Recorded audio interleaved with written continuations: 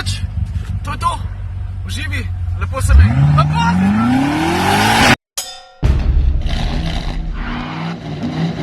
Dobro jutro. Se mi zdi, da brez veze, da zgubljamo čas s tistimi smotanimi posnetki, kako imajo zajtrk, pojem, pa ostanem, pa kakšne kapice pokažem, zato ker dež pada, ker svina. Pojmo se mi rajš. Pele.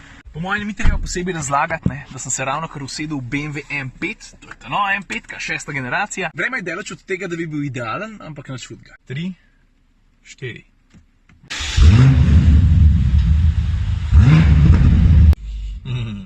Se sploh ne vem, kje ne začnem. BMW je ustvaril, ker tako narekuje evolucija, pa konec koncev tudi tekmeci super športno limuzino. Mislim, se strinjamo, da lahko limuzini 600 konjev pa besnim pogonom rečemo super športna. Prvi metri v ta novi M5-ki, za zdaj ne vem čist nič. Drsi pa cesta, veš kako? Imam pa lahko pohodom, a?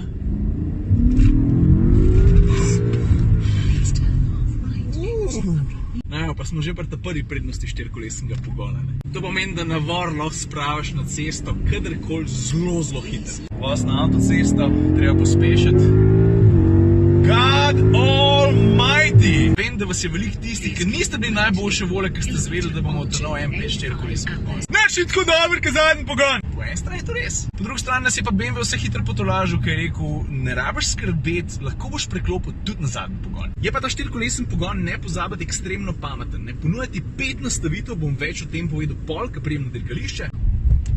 Pa ne pozabiti tudi to, M5 je opremljena tudi z aktivnim M-diferencialom. Aktiven pomeni to, da ves čas prilagaja svoje delovanje glede na potrebe, glede na zahteve, pa da se lahko odpira pa zapira od nič do 100%. Kaj pa če se jaz malo ustavim, pa razložim, kaj vse te tipke pomenijo tukaj zraven? Veš, v vseh teh letih, v bistvu od predzadnje M5 naprej, smo se navadili, da BMW pri svojih M-avtih ponuja milijavžentenih nastavitev in s tem avtom ni čist nič drugače. Veš, to, kar vidiš tukaj, je prestavna ročica. Če vprašaš mene, zgleda, ne vem, ni glih estetski presežek. Ampak, vidiš, tukaj gor ima 2 tipke in s tem lahko prilagajaš hitrost delovanja menjalnika. Faster, not so faster. Spodaj imaš pa vso drugo nujno spremljavo. Tukaj določaš, ali bo izpuh glasen ali bo tih. Tukaj prilagajaš krmiljenje, komfort, sport pa sport plus. Tukaj zraven so fedri, tudi komfort, sport pa sport plus. Tukaj prilagajaš pa odzivnost motorja. Efficient, sport, sport plus. Pa imaš pa še 3 rdeča zelo zanimiva stikala, se po mojih že vidiš. Ta prvo je ta za avto prižgat pa ugasen, ta druga 2 sta pa teba na volanu. Veš, to so pa bližnjice do nastavitev, ki jih pač voznik hoče imeti, da ne rab iskati pa brskati pri vseh teh nastavitvah, če hoče imeti na hiter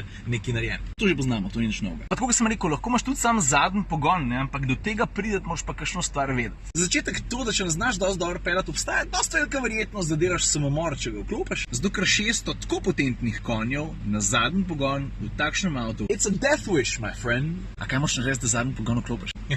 Najprej moraš izklopiti, ampak res do konca izklopiti čisto vso stabilnostno elektronko. Pa se ti pokaže pa meni, kjer lahko konfiguriraš ta njihov štirikolesen pogon, pa zbereš tole opcijo. In če ti misliš, da bom jaz s to nastavitvijo vozil po teh cestah, v tem vremenu se motiš. Mene je že zdaj malo strah, pa primer stoji. Nekomu trkva s pusi. Ja, stari, včasih je prav, da si pusi, veš. Temu se reče samoohranitveni nagon. Pa čisto kole usputa, niso hudizici, a?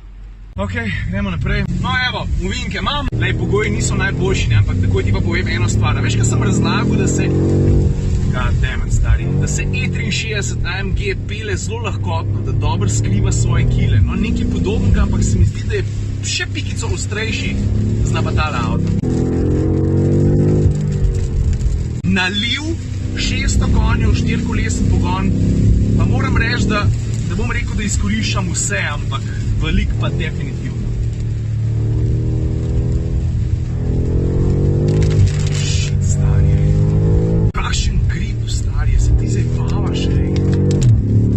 Sem malo začuden, če sem čisto iskren.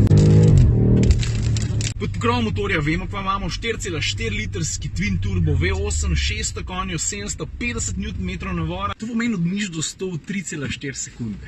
Pa do 200 v 11, končna pa 305. Kam gre ta svet, ne vem čisto točno, ampak ne vem, če se bo vse skupaj dobro končalo.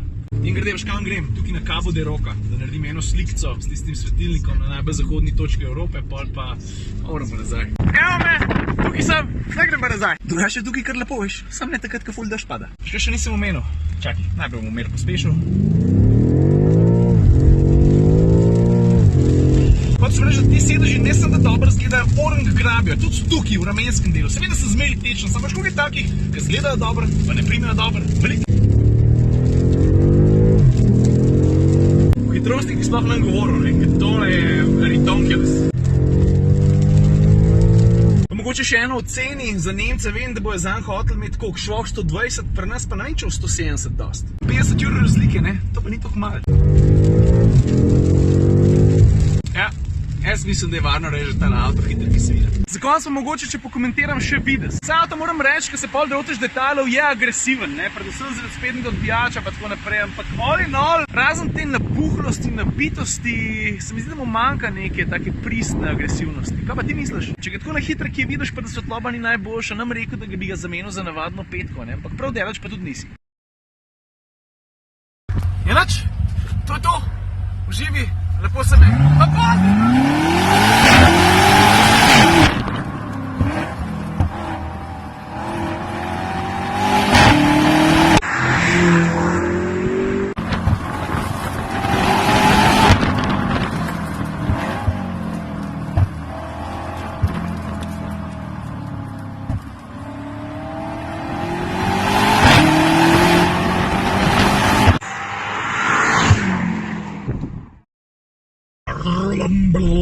Bum bum bum bum bum bum bum bum